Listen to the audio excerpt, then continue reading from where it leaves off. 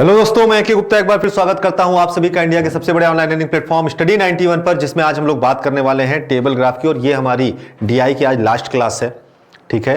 तो आज हमारा डीआई का पोर्शन कंप्लीट होगा और अगली क्लास से हम लोग, यानी अब जो अगली क्लास हमें प्रोवाइड होने वाली है, अगली क्लास में हम लोग यूपीएससी पेट का जो हमारे एग्जाम का पैटर्न है, 25 क्वेश्चन, जो 5 क्वेश्चन हमारे चैप्टर से और 20 क्वेश्चन डीआई से रिलेटेड आते हैं, तो सभी की मिली हुई प्रैक्टिस हम लोग करेंगे लगातार एग्जाम तक। तो उस सेशन से ज्वाइन होना बिल्कुल मत भूलिएगा, रिमाइंडर लगा लीजिए।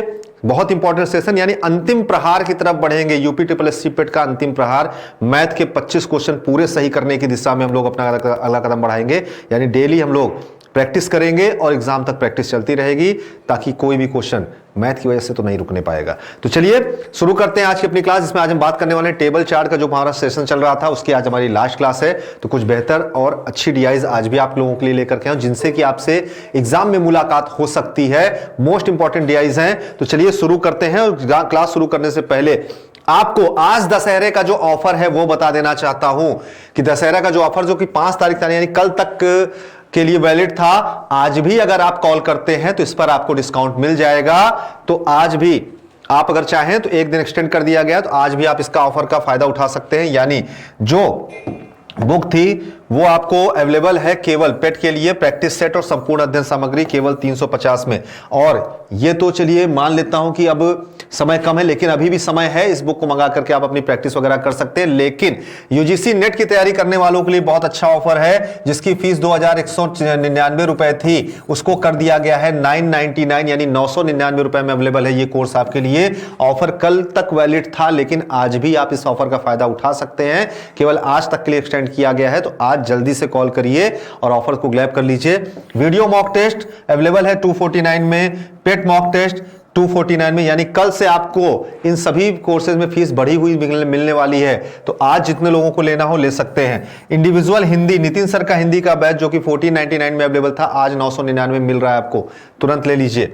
और साथ ही साथ हिंदी का 149 रुपए में पेट के लिए हिंदी का कोर्स है, ठीक है। चलिए आज की हमारी पहली डीआई है। और तो जितने भी लोग लाइव आ चुके हैं भैया, सबको गुड आफ्टरनून। डीआई में देखिए क्या कहा गया है। नीचे दी गई तालिका 4 अलग अलग विषय में 5 छात्रों द्वारा प्राप्त अंकों का प्रतिनिधित्व करती है, यानी उनके अंकों को दर्शाती है। 4 अलग अलग विषय में 5 छात्रों द्वारा अंकों का प्रतिनिधित्व करती है, यानी उनको दर्शाती है। और प्रत्येक छात्र को दिए गए प्रत्येक विषय में 100 में से अंक दिए गए, यानी हर विषय का जो हमारा मैक्सिमम नंबर ऑफ एग्जाम था वो था 100 मार्क्स का, लेकिन उसमें से नंबर जो मिले हैं वो यहां पर दर्शाए गए हैं। रोल नंबर हैं 1 2 3 4 5, यानी 5 छात्रों की बात की गई है। इंग्लिश में नंबर है, मैथमेटिक्स है, साइंस है और हिंदी है।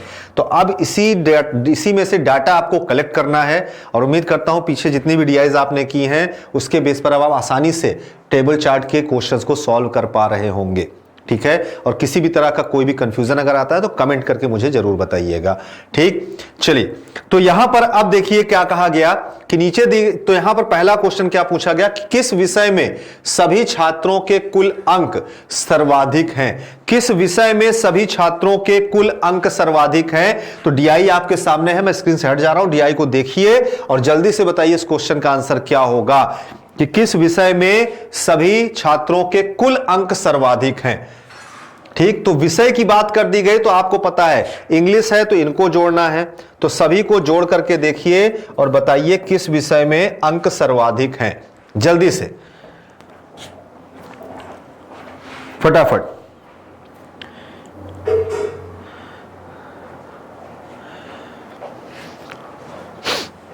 अब देखिए इसमें देखने का तरीका क्या है। यहां पर देखिए 8 7 8 6 9 दिया है, यानी 8 7 लगभग ऑन एवरेज देखें तो सब 80 के आसपास, 80 और 70 के आसपास के नंबर है। इसमें देखें तो 8 8 है, 9 9 2 बार है, 8 एक बार, 3 बार 8 है, 2 बार 9 है। यहां सारे 9 वाले हैं, यहां सारे 9 वाले, एक 8 वाला है, एक 8 वाला है, लेकिन बाकी सारे 9 वाले हैं। और इसमें देखिए साइंस में तो इन्हीं दोनों में सर्वाधिक अंक वाला आपको मिल जाएगा, इन्हीं दोनों में सर्वाधिक अंक वाला मिल जाएगा। और जिसमें मुझे लग रहा है कि इन दोनों में ही देखना पड़ेगा आपको, तो इसको जोड़ेंगे 96 99 99 89 92, तो ये कितना है, 100 से 4 कम है, 1 कम है, 4 1 5 1 6 6 8 6 14 14 और 11 14 11 25, यानी ये 25 कम हो जाएगा, 1 2 3 4 500 से 25 कम 475। और इधर देखें तो 10 6 16, 16 1 17, 17 4 17 4 21, 21 और 8, 21 और 8 29, 29 कम हुआ तो ये हमारा हो जाएगा 471। यानी इसमें सर्वाधिक अंक इसमें है मैथमेटिक्स में, तो आंसर हो जाएगा बी ऑप्शन मैथमेटिक्स। ठीक, अब आप जोड़ने का तरीका लगा रहे हैं तो जोड़ रहे होंगे, मैंने घटा करके देख लिया। ठीक है, तो इस तरीके को भी आप यहां देख सकते हैं कि 100 से कितना कम है, उसके बाद 500 में से सीधे उतना घटा दीजिए, आपको दिख जाएगा। क्लियर है? तो सभी अंकों को जोड़ना था, तो इसमें हमने थोड़ा सा ये देखा कि भाई यहां 8 वाला आंकड़ा ज्यादा है, यहां भी 8 7 वाले आंकड़े ज्यादा है, इसमें सब में 9 9 का आंकड़ा चल रहा है, तो यही ज्यादा हो सकते हैं। तो इन दोनों को हमने जोड़कर देख लिया। इसमें जो सबसे ज्यादा था वो कौन सा था? मैथमेटिक्स था। तो मैथमेटिक्स में सभी छात्रों को कुल अंक मिलाकर जितने मिले हैं वो सबसे ज्यादा है। ठीक है, चलिए, तो इसका आंसर हो जाएगा सी, बी मैथमेटिक्स। उम्मीद करता हूं समझ में आ गया होगा बढ़िया से। अगला क्वेश्चन क्या कहता है? किस छात्र ने एक साथ लिए गए सभी 4 विषयों में अधिकतम अंक प्राप्त किए हैं? किस छात्र एक साथ लिए गए 4 विषयों में अधिकतम अंक प्राप्त किए गए? तो जब भी ऐसे बोले, अब यहां 5 छात्रों का दिया गया है, लेकिन पूछा गया है 4 विषयों में। ठीक है, किस छात्र ने चारों विषयों में अधिकतम? तो अब यहां पर देखिए स्टूडेंट 1 2 3 और 5 दिया है, 4 नहीं दिया है, तो 4 को जोड़ने की जरूरत नहीं है आपको। अब 1 नंबर वाले जितने हैं सबको जोड़ लीजिए, 2 नंबर वालों को जोड़िए, 4 को नहीं जोड़ना है, 3 को जोड़िए और 5 को जोड़ के देखिए किसने सबसे ज्यादा अंक प्राप्त किए हैं। जल्दी से इस क्वेश्चन का आंसर करिए, फटाफट सभी लोग जल्दी से इस क्वेश्चन का आंसर करिए। मैं कमेंट में आपका कमेंट देख रहा हूं, कौन पहले कमेंट कर रहा है कौन बाद में। क्लास में लाइव नहीं हूं लेकिन कमेंट्स में लाइव हूं मैं। जल्दी से कमेंट्स में मैं लाइव चल रहा हूं, जल्दी से बताइए आंसर क्या होगा।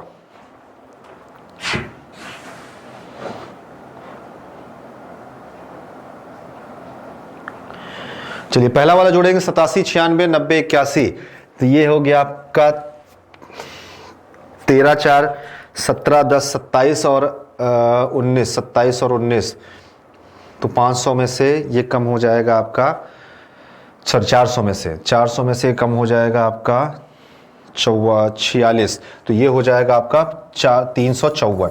इसको जोड़ेंगे तो 354 आ गया, उसके बाद 74 99 94 89, तो 1 4 6 1 7 7 7 और 11 18 18 और 26, 18 और 26 घटा देंगे तो 44 और 18 26 44 होता है। 44 कम करेंगे तो 400 में 44 कम 356। फिर उसके बाद 89 है, 99 99 तो 2 8 2 10 10 और 11 यानी 21 कम कर देंगे तो ये हो जाएगा 379, तो ये हो जाएगा आपका 379। फिर उसके बाद यहाँ पर अगर देखें तो 9 9 4 13 13 और 11 24 24 और 62 है तो 38 कर लेंगे, 24 और 38 घटाएंगे तो ये आपका हो जाएगा 400 में 62 कम 338, तो ये आ जाएगा आपका 338। और फिर 95 92 यानी 5 कम है, फिर 7 8 कम है, 8 5 13 हो गया, 13 और 8 21 21 और 14 21 और 14 35 35 कम कर देंगे तो 365 आ जाएगा। 400 में 35 कम 365। ठीक, तो आप लोग जोड़िए, मैं अंतर से देख लेता हूं, अंतर में ज्यादा आसान होता है। तो इसमें पूछा गया है कि अधिकतम अंक किसने प्राप्त किए, तो अधिकतम सबसे ज्यादा कहां दिख रहा है भाई? 379 दिख रहा है, यानी छात्र 3 ने, स्टूडेंट नंबर 3 ने सबसे ज्यादा अंक प्राप्त किए हैं चारों विषय मिला करके सारे अंक। अच्छा, अब ये जो योग आपने निकाला है इसको देखते रहिएगा, इसको आगे किसी न किसी क्वेश्चन में इसका यूज पड़ेगा जरूर, तो हम लोग यहीं से देख करके उसको कर लेंगे। तो अब समझ में आ गया क्या करना था। देखने में डीआई खतरनाक लग रही है लेकिन है नहीं उतनी। अगला क्वेश्चन, एक नया विषय जोड़ा गया है, ये क्वेश्चन बहुत बढ़िया है। एक नया विषय जोड़ा गया है जिसमें सभी छात्रों ने 100 अंक हासिल किए हैं। एक नया विषय जोड़ा गया जिसमें सभी छात्रों ने 100 अंक हासिल किए, यानी 100 में से 100 पूरे उनको मिल गए हैं। यदि कुल अंकों की गणना उच्चतम 4 विषयों के अंकों के योग के रूप में की जाती है, उच्चतम 4 विषयों के अंकों के योग के रूप में की जाती है, तो अंकों के मामले में दूसरा कौन होगा? तो अंकों के मामले में दूसरा कौन होगा?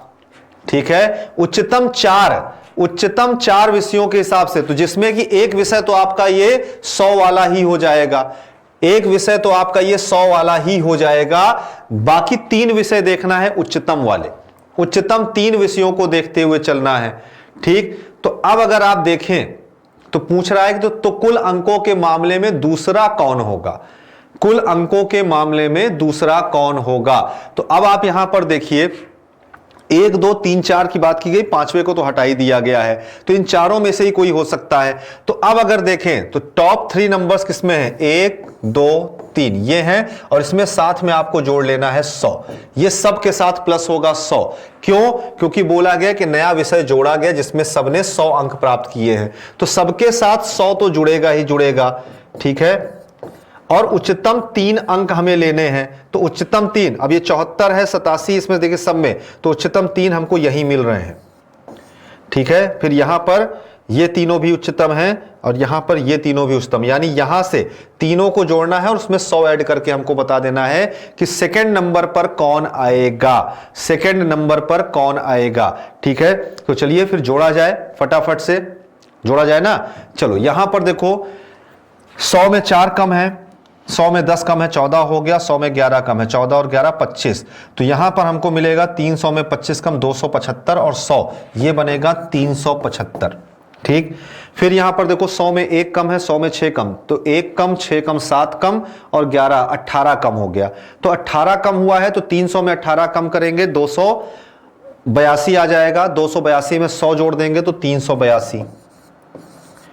तो ये 100 जोड़ना हो ना जोड़ना हो आप केवल 3 को ही देख करके बता सकते हैं, क्योंकि 100 तो सब में जुड़ना ही जुड़ना था। ठीक, 1 कम 2 कम हुआ और 8 यानी 10 कम होगा, तो 300 में 10 कम यानी 290 और 290 और 100 390, ये बन गया भाई सबसे ज्यादा वाला। तो तीसरा वाला तो सबसे ज्यादा था ही था। फिर यहां पर 11 है 4, 11 4 15, 15 और 9, 15 और 9 24 कम, तो 274 बनेगा, 276 बनेगा, यानी ये बन जाएगा 376। तो देखियो सबसे नंबर 1 पर है 3, फिर नंबर 2 पर है 2, यानी स्टूडेंट नंबर 2 ये जो है ये हमारा सेकंड लास्ट आएगा, सेकंड मतलब पहले से दूसरे स्थान पर आएगा। तो दूसरा कौन होगा, कुल अंकों के मामले में दूसरा कौन होगा, तो स्टूडेंट नंबर 2 होगा, क्योंकि दूसरे नंबर सबसे ज्यादा फर्स्ट नंबर पर ये होगा, सेकंड पर ये होगा, थर्ड पर देखें तो ये होगा और फोर्थ पर ये होगा। तो सेकंड नंबर वाला हमें बताना है कि कुल अंकों के मामले में दूसरा कौन है, तो दूसरा होगा हमारा स्टूडेंट नंबर 2। क्लियर है, बात समझ में आ गई। यानी हमको यहां पर बोला गया, ध्यान से समझिएगा फिर से अगर कंफ्यूजन हो रही हो तो, एक नया विषय जोड़ा गया है, वो विषय कौन सा है हमें नहीं पता, ये न्यू हम लिख लेते हैं, तो ये न्यू विषय है जो जोड़ा गया है। ठीक है, न्यू सब्जेक्ट है जो जोड़ा गया है। तो अब कहा गया कि यदि कुल अंकों की गणना, और इसमें सभी छात्रों ने 100 अंक प्राप्त किए, तो 100 सब में लिख गया। अब बोला गया यदि कुल अंकों की गणना उच्चतम 4 विषयों यानी ज्यादा अंक पाने वाले 4 विषयों के हिसाब से की जाए, तो एक विषय तो ये हो गया, बाकी ज्यादा अंक पाने वाले 3 विषय, तो ज्यादा अंक पाने वाले सब यही हैं, बाकी इंग्लिश में सबके नंबर कम हैं, सब लग रहा है यूपी बोर्ड वाले थे, इंग्लिश में नंबर कम है थोड़े से। ठीक है, चलो तो ये हो गया, यानी हिंदी मीडियम वाले रहे होंगे, इंग्लिश मीडियम वाले नहीं रहे होंगे, तो इंग्लिश में नंबर थोड़े से कम आ गए। तो इंग्लिश को छोड़ करके बाकी 3 विषयों के हिसाब से देख लें। 5वें वाले को तो हमको लेना ही नहीं था, तो 5वें को छोड़ देना है भाई, 5वें को हमको देखना ही नहीं है, तो 5वें को छोड़ दो। ठीक, केवल 4 में ही हमें बताना था। ठीक, उच्चतम 3 के हिसाब से तो कुल अंकों के मामले में दूसरा कौन होगा, लेकिन नहीं 5वें को लेना क्यों नहीं है, ऑप्शन में 4 दिया है, 5वें को तो लेना पड़ेगा। चलो 5वें को भी लेते हैं।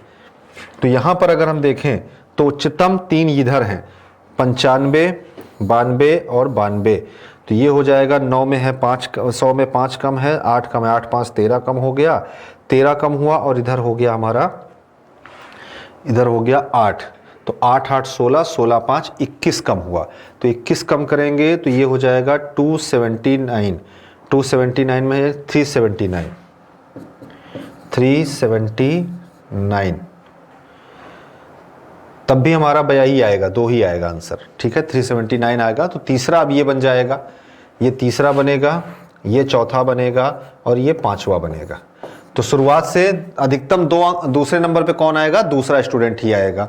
ठीक, तो 5वें वाले को भी जोड़ना ही था, ऑप्शन में नहीं थे तो क्या हुआ, लेकिन पांचवे को ही जोड़ लेंगे, क्योंकि ऑप्शन में से दूसरे नंबर पे पांचवा तो आ ही नहीं सकता था, ऑप्शन में नहीं था, लेकिन फिलहाल कर लिया है पूरा। आप समझ में आ गया होगा कि क्या करना था, टॉप 3 जो थे उन्हीं को। अच्छा, इसको और आसान करने का एक तरीका और क्या था, ध्यान समझिए। 100 तो सब में जोड़ना ही था, 100 तो सब में जोड़ना ही था, तो केवल इनका डिफरेंस देख करके भी आप देख सकते हैं 100 से कितना कम है।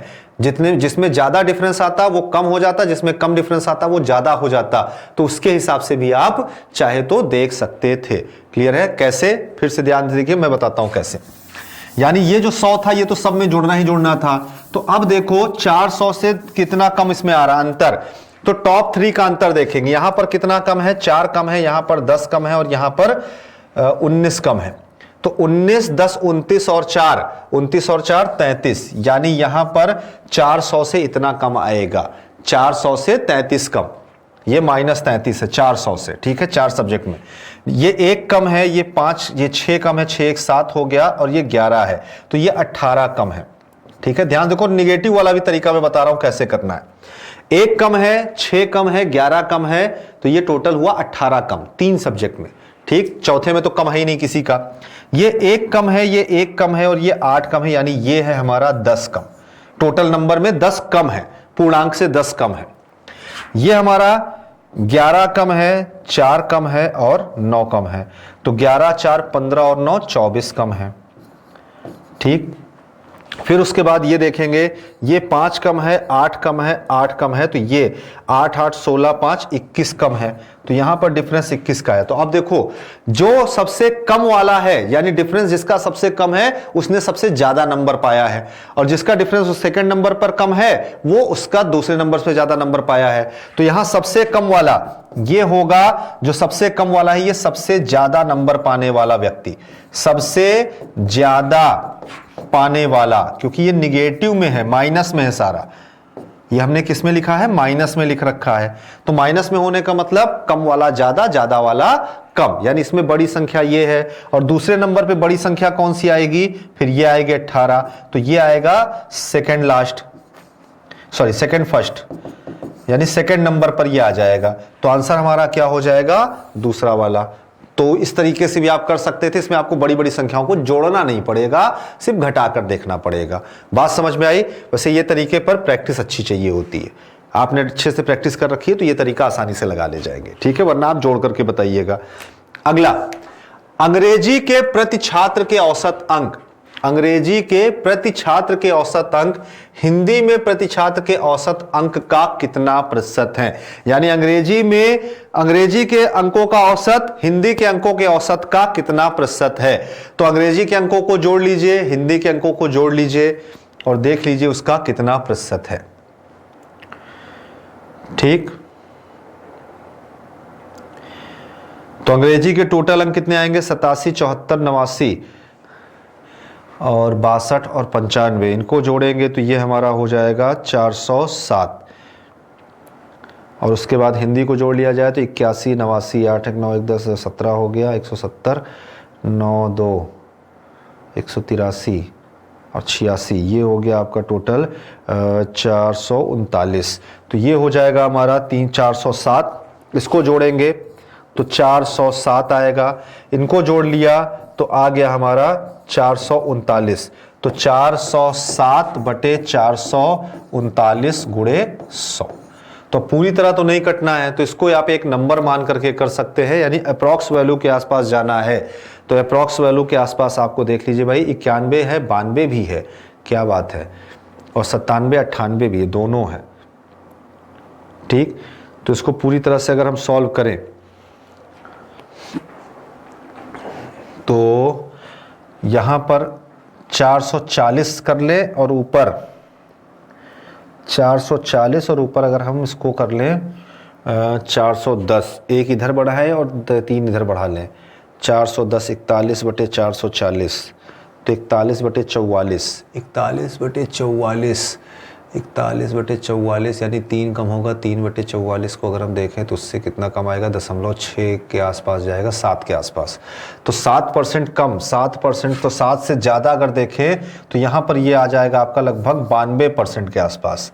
इसको अगर देखें तो ये आ जाएगा आपका 92% के आसपास। तो 92% से रिलेटेड कुछ है, ये है 92.71। पूरी तरह सॉल्व करिए इसको, 92.71 यानी सी ऑप्शन होगा इसमें आपका राइट आंसर। ठीक है, सी ऑप्शन हो जाएगा इसमें आपका राइट आंसर 92.71। अब इसको पूरी तरह से सॉल्व आप कर लीजिएगा। अगला क्वेश्चन, गणित प्रति छात्र के औसत अंक, यानी गणित में प्रति छात्र के औसत अंक विज्ञान में प्रति छात्र के औसत अंक से कितने प्रतिशत अधिक हैं। तो अब आपको पता है क्या करना है, गणित वाले को जोड़ना है, विज्ञान वाले को जोड़ना है, और कितना अधिक है ये बताना है। जल्दी से बताइए इस क्वेश्चन का आंसर क्या होगा, फटाफट। तो गणित के अंकों का कितना प्रतिशत अधिक है ये आपको बताना है। तो गणित के अंक अगर जोड़े जाए तो 96, 99, 4, 1, 5, 4, 1, 5, 1, 6, 6 और 11, 11, 6, 17, 17 और 8, 17 और 8 हो गया आपका 25, यानी ये आ जाएगा आपका 5 है तो 475। तो ये हो जाएगा आपका 475। ठीक, इसको जोड़ते हैं तो 10, 6, 16, 16, 1, 17, 17, 4, 21, 21 और 8, 29, 29 कम हो जाएगा, यानी ये आ जाएगा आपका 471। तो ये आ जाएगा आपका 471।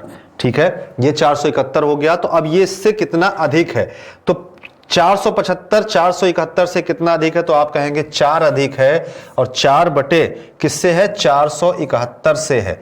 4 बटे 471 गुणे 100। ठीक, तो 4 बटे 471 गुणे 100 है, तो इसको आप कह सकते हैं लगभग में, अगर इसको हम कर लें 480 मान लेते हैं, 48, तो ये कट जाएगा 12 बार, 12 का मान होता है 8.33 यानी 0.83। तो 0.83 के आसपास कौन सा दिख रहा है, ये, यानी 0.85% लगभग में आएगा। ये 0.85 लगभग में आ जाएगा, यानी 0.83 के आसपास। तो जब भी ऐसे क्वेश्चन आपको मिले जहां पर पूरी तरह कटने वाला ना हो, या कुछ बड़ा नंबर हमको ऐसे मिल जा रहा है, तो उसको आप एक अप्रॉक्स वैल्यू से बड़ी बनाएंगे तो मान उससे कम मिलेगा, छोटी बनाएंगे तो मान उससे ज्यादा मिलेगा। ठीक है, इस तरह से आप इसको चेक करके देख सकते हैं कि कैसे इसको सॉल्व कर देना है। ठीक, तो उम्मीद करता हूं समझ में आ गया होगा। अगला क्वेश्चन, तो अगले क्वेश्चन से पहले भाई डेली यूट्यूब शेड्यूल आप लोगों के सामने है। डेली करंट अफेयर्स की क्लासेस सुबह 8 बजे से, इंडियन पॉलिटी सुबह 9 बजे से, जीके एंड जीएस सुबह 10 बजे से, रीजनिंग सुबह 12 बजे से, ज्योग्राफी दोपहर 1 बजे से, मैथ दोपहर 3 बजे से, साइंस की क्लास होगी शाम 6 बजे से, और संस्कृत की क्लास शाम 7 बजे, और सबसे इंपॉर्टेंट क्लास रात 8 बजे नितिन सर की रहेगी, जिसमें सामान्य हिंदी, करंट अफेयर्स और सामान्य अध्ययन, इन 3 टॉपिक्स की क्लास चलेगी। तो इन सभी क्लासेस से जुड़ना बिल्कुल भी मत भूलिएगा। रिमाइंडर सेट कर लीजिए, नोटिफिकेशन पर जाके क्लिक कर लीजिए। अगर नोटिफिकेशन ना भी मिले तो ये क्लासेस सभी अपने टाइम पर स्टार्ट होती हैं, इनसे जुड़ना बिल्कुल भी मत भूलिए।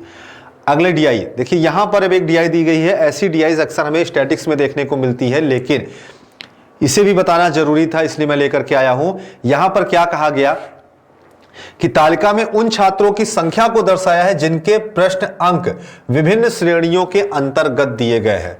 प्राप्तांक, प्रश्न अंक नहीं, प्राप्तांक जो है विभिन्न श्रेणियों के अंतर्गत दिए गए हैं। तो यहां पर प्राप्तांक यानी 0 से 10 नंबर तक पाने वाले छात्रों की संख्या कितनी है, 5 है। 11 से 20 अंक पाने वाले छात्रों की संख्या 9 है।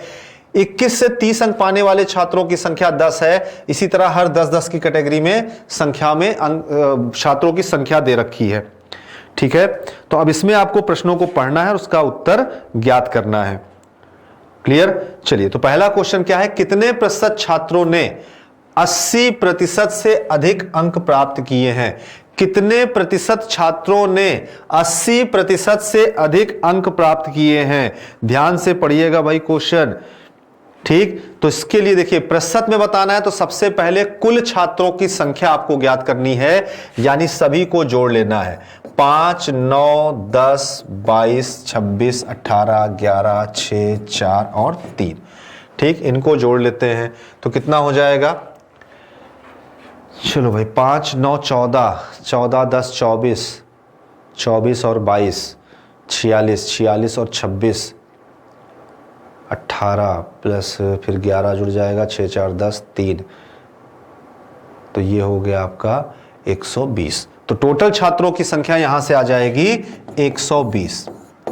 टोटल छात्रों की संख्या क्या आ गई, 120 आ गई।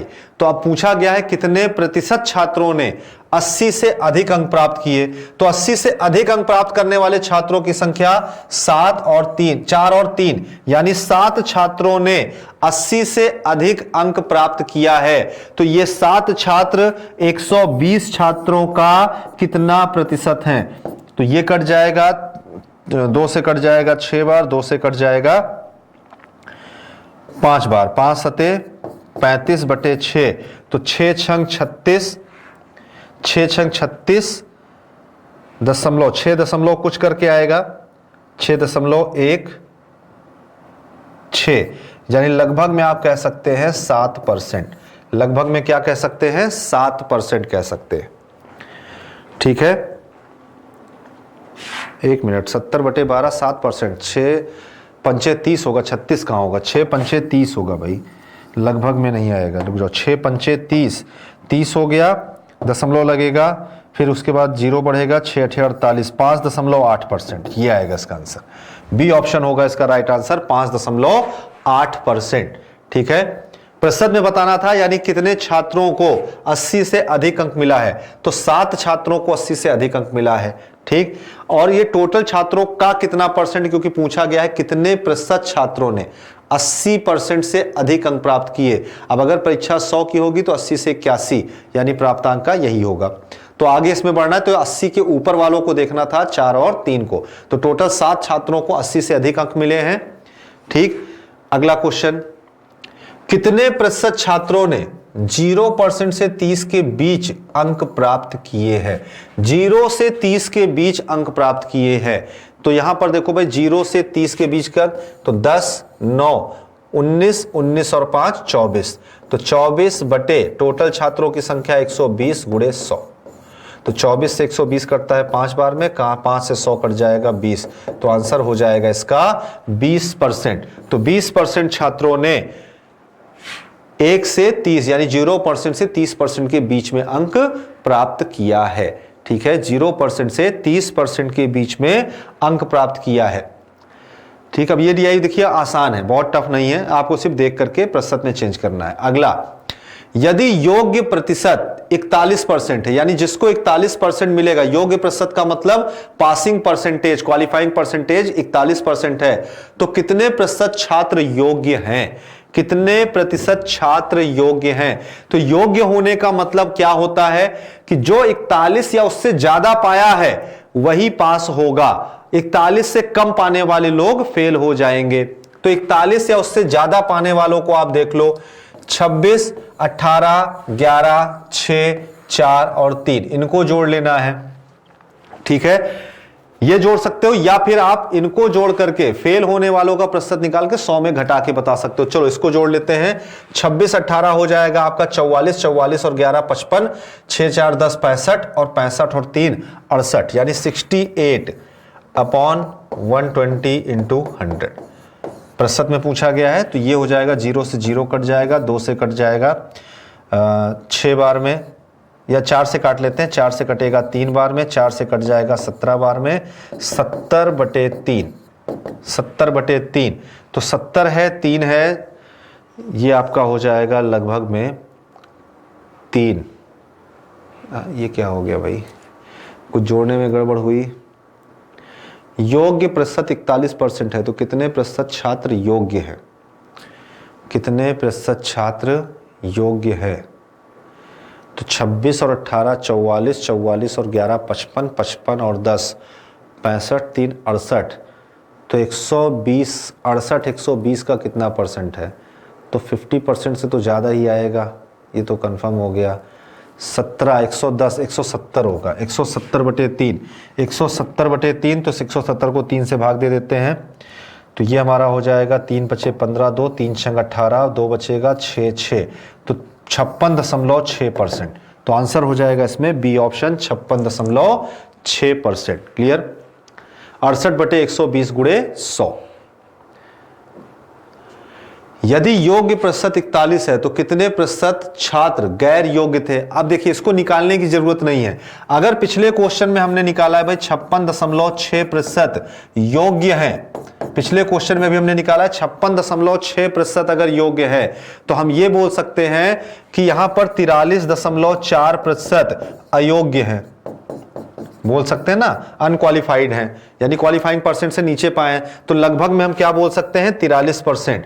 तो यहां पर आंसर हो जाएगा सी 43%। अब इसके लिए इसके पीछे वालों को जोड़ करके परसेंट में बदलने की जरूरत नहीं है, क्योंकि योग्य हमने निकाल लिया था, तो 100 में से घटा करके हम देख सकते हैं कि अयोग्य कितने होंगे, क्योंकि एक कक्षा में, एक क्लास में आपके 100% छात्र मैक्सिमम हो सकते हैं।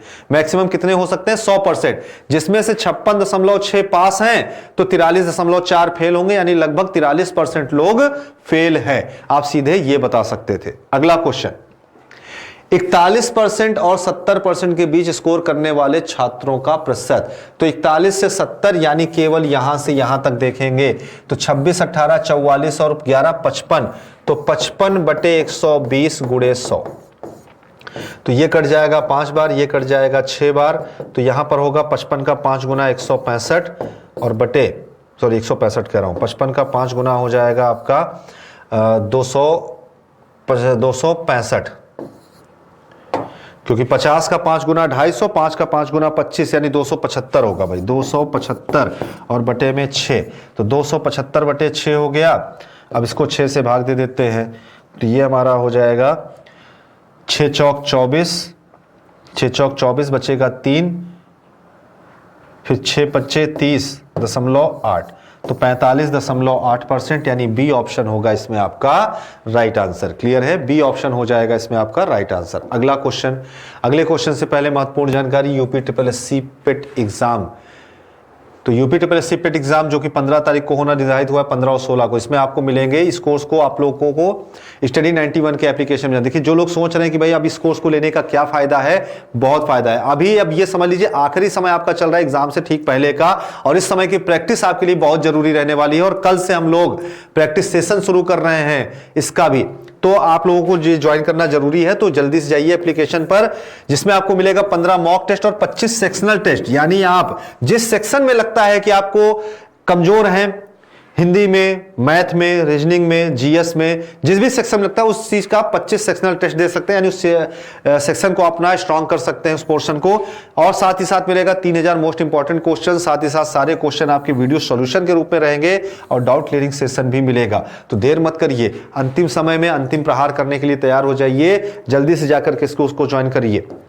अगला, नीचे दिए गए प्रश्नों का उत्तर देने के लिए सारणी को ध्यान से पढ़िए। अब देखो भाई सारणी में क्या दिया गया है, विभिन्न फैक्ट्रियों में स्कूटरों का वार्षिक उत्पादन, वो भी किसमें, हजारों में। इस संख्या पे इस बात पे ध्यान रखना, जो भी है हजारों में है, ठीक है, हजारों में। तो अब यहां पर देखो फैक्ट्रियां है PQRST, और उनका योग दिया है कि 1985 में टोटल 115, 1986 में टोटल 108, 1987 में टोटल 149, 1988 में 102, 1989 में 101, इतने स्कूटरों का उत्पादन हुआ है।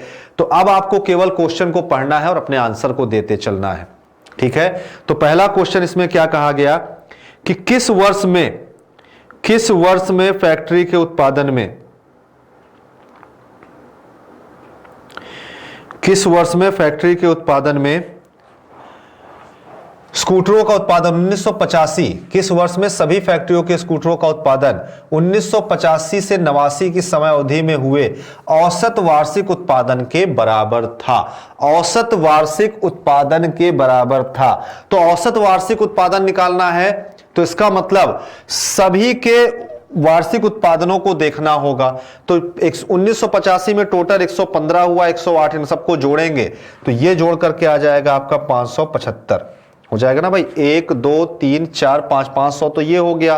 15 और 8 हो गया आपका 23, 49 और 15 और 23, 23 2 25, 1 26, 49 में 26 जोड़ेंगे 75। तो 575 बटे औसत पूछा गया है, तो 5 वर्ष हैं तो 5 से भाग देंगे, ये आ जाएगा 115। तो औसत के बराबर किस समय अवधि में वार्षिक उत्पादन हुआ है, तो यहां दिया है देखिए 115 1985 में। तो इस क्वेश्चन का आंसर हो जाएगा ए ऑप्शन 1985। ए ऑप्शन हो जाएगा इस क्वेश्चन का आंसर 1985। तो आपको सभी वार्षिक उत्पादनों का क्या निकालना था, औसत, और औसत के बराबर किसमें हुआ है ये बताना था। ठीक, अगला क्वेश्चन तो उम्मीद करता हूं बढ़िया से समझ में आ रहा होगा। वर्ष 1985 में फैक्ट्री पी में हुए स्कूटरों के उत्पादन का फैक्ट्री टी में हुए स्कूटरों के उत्पादन से अनुपात। तो वर्ष 1985 को देखेंगे, फैक्ट्री पी की बात हुई तो 20 और फैक्ट्री टी की बात हुई तो 40। तो 20 और 40 का अनुपात यहां से क्या आएगा, 1:2। तो आंसर हो जाएगा ऑप्शन नंबर बी, 1:2।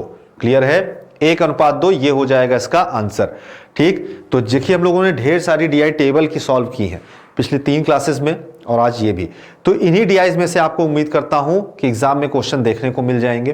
ठीक है, तो अगर एग्जाम में क्वेश्चन आएंगे प्रैक्टिस बढ़िया से करके जाइएगा, छोड़िएगा नहीं बिल्कुल भी डीआई के क्वेश्चन। अगला प्रश्न, वर्ष 1988 की तुलना में फैक्ट्री या फैक्ट्रियों ने वर्ष 1989 में स्कूटरों के उत्पादन में 25% की कमी प्रदर्शित की है। यानी 1988 की तुलना में 1989 में किन किन कंपनियों में 25% की कमी दिख रही है, 25% की कमी दिख रही है। तो अब यहां पर कमी वालों को हमें केवल ध्यान देना है, बढ़ने वालों को ध्यान नहीं देना है। चलिए करना कैसे है, 13 से 17 हुआ, यहां पे वृद्धि हुई है, इसको छोड़ देंगे। 20 से 15 हुआ, यानी 5 की कमी हुई 20 में, तो यहां पर 5/20 यानी 1/4, तो इसमें 25% कमी दिख गई। ठीक, 16 से 12 हुआ है, यहां पर 4 कम हुआ है 16 में, तो 4/16 यानी 1/4 ये भी हो गया, तो ये भी बन गया 25%। फिर 12 से 22 हुआ है, वृद्धि हुई है, छोड़ देंगे। 41 से 35 हुआ है, यानी 6 कम हुआ है 41 में, 6 कम हुआ 41 में, तो 6/41, तो 6/41 25% तो आएगा नहीं, आपको पता है। तो क्या दिखा, 2 में दिखा, और ये कौन से हैं, क्यू और आर। तो आंसर हो जाएगा ऑप्शन नंबर सी, क्यू और आर। मोस्ट इंपॉर्टेंट डीआई है ये एग्जाम में देखने को मिल सकती है, क्योंकि ये मिडिल लेवल की डीआई, ना बहुत ऊपर की ना बहुत नीचे की, ये देखने को मिल सकती है इस बार एग्जाम में आपको। अगला क्वेश्चन, किस वर्ष स्कूटरों का उत्पादन सर्वाधिक था, किस वर्ष स्कूटरों का उत्पादन सर्वाधिक था। तो देख के बता दो भाई, इसमें तो कुछ करना ही नहीं है। सबसे ज्यादा कहां पर है, 149 ये दिखा, कौन सा वर्ष है, 1987। सी ऑप्शन हो जाएगा इसमें आपका राइट आंसर। क्लियर है, सी ऑप्शन इसमें क्या हो जाएगा, आपका राइट आंसर हो जाएगा। देख के बताने वाला क्वेश्चन था ये तो। अगला क्वेश्चन क्या कहता है, किस वर्ष सभी फैक्ट्रियों के स्कूटरों का उत्पादन, किस वर्ष सभी फैक्ट्रियों के स्कूटरों का कुल उत्पादन समय अवधि 1985 से 89 में हुए स्कूटरों के कुल उत्पादन का 20% था, कुल उत्पादन का 20% था। तो कुल उत्पादन हम लोगों ने निकाला था 575, 575 का 20% यानी 20/100, 1/5 यानी औसत उत्पादन। तो किस वर्ष में था, 115। किस वर्ष में था, 1985 में। पूछा ना किस वर्ष सभी फैक्ट्रियों का उत्पादन 20% था। तो अब औसत वाला क्वेश्चन और ये क्वेश्चन का आंसर सेम आ गया, लेकिन देखिए क्वेश्चन 2 अलग अलग लैंग्वेज में पूछा गया है। तो आंसर इसमें भी हो जाएगा बी, 1985। अगला क्वेश्चन क्या कहता है, अभी अगले क्वेश्चन में चलने से पहले इंपॉर्टेंट जानकारी, वीडियो का जो एग्जाम हो रहा है, 2018 का जो पेपर रद्द हुआ था वीडियो का, उसका फिर से एग्जाम हो रहा है। तो उसके लिए जो लोग तैयारी कर रहे हैं, जो लोग एग्जाम देने वाले, उनके लिए टॉप 15 मॉक टेस्ट की श्रृंखला स्टार्ट कर दी गई है। वो भी हर क्वेश्चन हर रहेगा आपका वीडियो सॉल्यूशन के साथ। तो स्टडी 91 के एप्लीकेशन पर जाइए और जल्दी से इस बैच को ज्वाइन करिए, जिसके लिए फीस रखी गई 349 रुपए, लेकिन ऑफर में जो कि कल तक के लिए अवेलेबल था, लेकिन आज भी ऑफर अवेलेबल है आपके लिए, जिसको आपको मिल जाएगा 249 रुपए में केवल। तो जाकर ज्वाइन करिए और साथ साथ वीडियो के लिए ये जो बुक है ये भी आप मंगा सकते हैं, वो भी विद एक्स्ट्रा डिस्काउंट के साथ। तो दिए गए नंबर पर संपर्क करिए और अपने ऑर्डर्स को बुक कर दीजिए। चलिए अगला क्वेश्चन क्या कहता है, अगली डीआई आ गई भाई। इसमें क्या दिखाया गया, ध्यान समझिए, दशमलव वाला है, खतरनाक लग रहा है। इन प्रश्नों का उत्तर देने के लिए सारणी को ध्यान से पढ़िए। निर्देश में बस इतना ही, निर्देश में और क्या दिया हुआ है, विगत वर्षों में 3 राज्यों की जनसंख्या लाख में दी गई है। 3 राज्यों की जनसंख्या ए, बी और सी, इन 3 राज्यों की जनसंख्या लाखों में दी गई है। कितने वर्षों का, 2 3 4 5 6 7 यानी कि 6 वर्षों की जनसंख्या बताई गई है। तो अब इसी के आधार पर हमें अपने क्वेश्चंस को सॉल्व करना है। अब देख के मत घबरा जाइएगा, क्वेश्चन बहुत बड़े होंगे, देखा जाएगा क्वेश्चन क्या आएगा कैसा आएगा। सभी वर्षों को मिलाकर राज्य बी की औसत जनसंख्या कितनी है। अब औसत बताना है, फटाक से बता दीजिए। सभी राज्यों को मिलाकर सभी वर्षों को मिलाकर राज्य बी की औसत जनसंख्या, तो राज्य बी को देखेंगे, सबको जोड़ लेंगे भाई। तो दशमलव को थोड़ी देर के लिए भूल जाओ, सीधे नंबर की तरह जोड़ो, बाद में दशमलव रख देंगे एक स्थान पर, और क्या होगा। ठीक है, जल्दी से। तो 32 है, 36 है, 34 है, 38 है, 41 है, 44 है। 32, 36, 34, 38, 41, 44। 32, 36, 38, 41, 44। तो टोटल हो गया ये 22.5/6। 22.5/6। तो इसको भाग देंगे तो ये कट जाएगा हमारा 6 त्रिक 18, 6 त्रिक 18, 4 बचेगा, दशमलव लग जाएगा, 6 सत्ते 42, फिर उसके बाद 6 पंचे 30, तो 3.75। और सारा लाख में दिया हुआ है, यहां देखिए लाख में लिखा है, तो इसको आप कह सकते हैं B option 3.75 lakh. 3.75 lakh. Clear है। चलिए अगला क्वेश्चन, तो सबको जोड़ करके बस औसत बताना था। अगला, वर्ष 2002 से वर्ष 2003, 2002 से 2003 में राज्य ए की जनसंख्या में कितने प्रतिशत की वृद्धि हुई। तो 2002 में कितनी थी भाई, 4.5। 2003 में कितनी थी, 4.8। तो कितना बढ़ा, 0.3 बढ़ा है। तो 0.3 की वृद्धि हुई है 4.5 में। तो दोनों में एक एक स्थान पर दशमलव हटा देंगे प्रतिशत में बदलने के लिए 100। तो 3 से ये कट जाएगा 15 बार में, 5 से कटेगा 3, 5 से कटेगा 20, 20/3 यानी 6 सही 2/3। तो 6 सही 2/3 प्रतिशत की क्या होगी, वृद्धि होगी। ठीक है, अंतर देख करके बटे में जिसकी तुलना में पूछा गया उसको रख देना था। तो 6 सही 2/3 प्रतिशत की क्या हुई है, वृद्धि हुई है। क्लियर है। तो उम्मीद करता हूं बढ़िया से समझ में आ रहा होगा। अब आपको इतना तो पता लग गया होगा कि भैया पूरी डीआई में प्रतिशत अनुपात औसत के अलावा कोई और क्वेश्चन होता ही नहीं है। तो बस जोड़ो घटाओ, प्रतिशत निकालो, औसत निकालो और आंसर बताओ। अगला क्वेश्चन क्या कहता है, 3 राज्यों की कुल जनसंख्या में क्रमशः 2004 और 2005 में कितना अंतर है। 3 राज्यों की जनसंख्या में 2004 और 2005 में लगभग कितना अंतर है। तो अब आप यहां पर 2 चीजें कर सकते हो, एक तो इन तीनों को जोड़ो, फिर इन तीनों को जोड़ो और उसके बाद अंतर निकालो, या फिर इन्हीं का अंतर देख करके तब जोड़ दो। तो यहां पर देखो 0.2 का अंतर आएगा, पहले वाले में आएगा 0.2 का अंतर, दूसरे वाले में आएगा 0.4 का अंतर। ठीक है, 0.2 का अंतर है, 0.4 का अंतर है। तो इधर ज्यादा है इधर कम है, इधर ज्यादा इधर कम। तो अभी ये पॉजिटिव में चल रहा है। अब इधर ज्यादा है इधर कम है, तो ये फिर निकाल लेंगे हम 63 और 58 का अंतर आएगा 0.5 का। तो 0.5 का है तो इन्हीं को जोड़ लो, 5 4 9 2 11, 1.1 का अंतर आ जाएगा। तो 1.1, अब लाख में बदलना है तो लाख में 5 जीरो होते हैं, यानी 4 जीरो लगा करके आप बता सकते हो 1,10,000, 1,10,000। तो 1.1 लाख का मतलब क्या हुआ, 1,10,000। तो आंसर हो जाएगा ए ऑप्शन 1,10,000। क्लियर है। तो देखो 2 चीजें कर सकते थे, एक तो इनको जोड़ करके तब घटाते, या आपस में घटा करके तब जोड़ लिया। बात एक ही है, जोड़ के घटाएं या घटा के तब जोड़ें। ठीक, अगर जोड़ के भी करते तो 5 3 8 5 13, ठीक है, इनको जोड़ते तो ये पूरा आ जाता आपका जी 6, 1.1 लाख, 5.2, 5.4। 2004 और 5 में कितना अंतर है ये पूछा है। तो जोड़ के भी घटाते तो भी वही आएगा, घटाकर जोड़ेंगे तो भी वही आएगा। तो 1,10,000 ये आ जाएगा इस क्वेश्चन का आपका आंसर। ठीक है, चलो अगला, 2006 में तीनों राज्यों की औसत जनसंख्या कितनी है? 2006 को देखिए भाई, तीनों राज्यों की औसत जनसंख्या, तो सबको जोड़ करके 3 से भाग दे देना है। ठीक, तो 8 1 9 6 15 का 5 हासिल गया 1, 5 1 6, 6 4 10, 10 6 16, 165 यानी इतना है बटे में 3। 3 राज्यों की जनसंख्या 3 से भाग देंगे, 3 5 15, फिर 3 5 15 दशमलव लगाकर, तो 5.5 लाख। तो देखिए 5.5 लाख ऐसे भी लिख सकते हैं, 5,50,000 जीरो लगा के भी लिख सकते थे। ठीक है, चलो, या फिर 5.5 गुणे 10 की पावर 5 करके भी लिखा जा सकता था।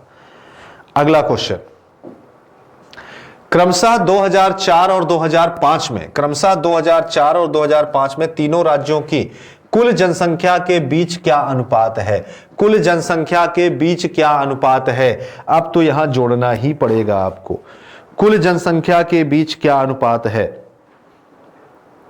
तो सबको जोड़ लेते हैं भाई, तो ये आ जाएगा आपका 2004 को जोड़ेंगे तो 5 3 8 6 14 क्या 15 दशमलव आएगा 2005 वाला, ये एक इधर का बढ़ जाएगा ना, तो ये हो जाएगा 14 हुआ, 8 4 12 3 15, तो 5 हो जाएगा, एक उधर गया 15, 155 यानी 15.5। और 2004 को देखें तो 5 3 8 8 5 14, 5 3 8 8 5 13 हुआ, तो एक इधर का आ जाएगा, तो ये हो जाएगा 14 और 4, तो ये हो गया भाई 114.4 और 15.5, तो 14.4 अनुपात 15.5, दशमलव एक स्थान से हट जाएगा, 144 अनुपात 155। तो आंसर हो जाएगा डी ऑप्शन, 144 अनुपात 155। डी ऑप्शन हो जाएगा इसमें आपका राइट आंसर, 144 अनुपात 155। क्लियर है? चलिए, तो अगला क्वेश्चन, अगले क्वेश्चन से पहले, नितिन सर के द्वारा हैंड रिटन नोट्स, यानी जिन भी छात्रों को नोट्स बनाने में समस्या आती हो, नोट्स कंप्लीट नहीं बन पाते हैं, कहीं क्लास छूट जा रही है, कुछ हो रहा है, तो नितिन सर के खुद अपने हाथों से लिखे हुए नोट्स, हैंड रिटन नोट्स हैं, यह हमारी ऑफिशियल वेबसाइट www.study91.co.in पर अवेलेबल है। वहां से जाकर इसको आप परचेस कर सकते हैं, या पीडीएफ के फॉर्म में, ई बुक के रूप में है, वहां से आके आप पढ़ सकते हैं, जिसमें आपको प्राचीन इतिहास, मध्यकालीन इतिहास, आधुनिक इतिहास, सामान्य हिंदी, इंडियन ज्योग्राफी और भारतीय राज्य व्यवस्था के साथ साथ फिजिक्स, केमिस्ट्री और बायो यानी साइंस के तीनों पोर्शन अवेलेबल है। तो जीके एंड जीएस से रिलेटेड जितने भी चीजों के नोट्स आप बनाने चाह रहे हैं वो यहां से कंप्लीट कर सकते हैं, या नोट्स बनाने की झंझट से छुटकारा चाहते हैं तो इनको जाकर के हमारी वेबसाइट पर, ऑफिशियल वेबसाइट पर जाकर के पढ़ सकते हैं, देख सकते हैं, सीख सकते हैं और अपने पास स्टोर करके कभी भी पढ़ सकते हैं, वहां से परचेज कर सकते हैं। ठीक है, चलिए, तो आज के लिए इतना ही। तो डीआई से रिलेटेड पोर्शन हमारा कंप्लीट हो चुका है। उम्मीद करता हूं आपको बढ़िया से सब कुछ समझ में आया होगा, सारे क्वेश्चन आपसे सॉल्व हो रहे होंगे। तो कल से हम लोग स्टार्ट करने वाले हैं प्रैक्टिस सेशन, यानी यूपी SSC पेट के लिए अंतिम प्रहार करने वाले हैं। तो अंतिम प्रहार के सेशन से जरूर जुड़िएगा, यानी लगातार जो 25 क्वेश्चन हमारे मैथ से रिलेटेड आएंगे उसका हम लोग प्रैक्टिस करने वाले हैं। तो इस सेशन को भूलिएगा बिल्कुल मत। एग्जाम से पहले कुछ मोस्ट इंपॉर्टेंट क्वेश्चंस के हम लोग प्रैक्टिस करेंगे, ताकि हमारा एग्जाम बहुत बेहतर तरीके से क्वालिफाई हो जाए और आगे की रास्ते हमारे यूपी SSC की जो वैकेंसीज आने वाली हैं उनके लिए ओपन हो जाए। तो चलिए अगली क्लास में फिर मुलाकात करते हैं। तो आज थोड़ा सा क्लास जो है 5 मिनट जल्दी कंप्लीट हो रही है, 10 मिनट जल्दी कंप्लीट हो रही है, क्योंकि क्वेश्चन समाप्त हो चुके हैं, क्योंकि आप लोगों ने परफॉर्म इतना बेहतर किया है, सब कुछ समझते हुए चल रहे हैं। तो चलिए अगली क्लास से, लाइव क्लास में हम लोग फिर से मुलाकात करेंगे, डायरेक्ट आपके कमेंट और मेरा जवाब के साथ। तब तक के लिए गुड इवनिंग, गुड बाय।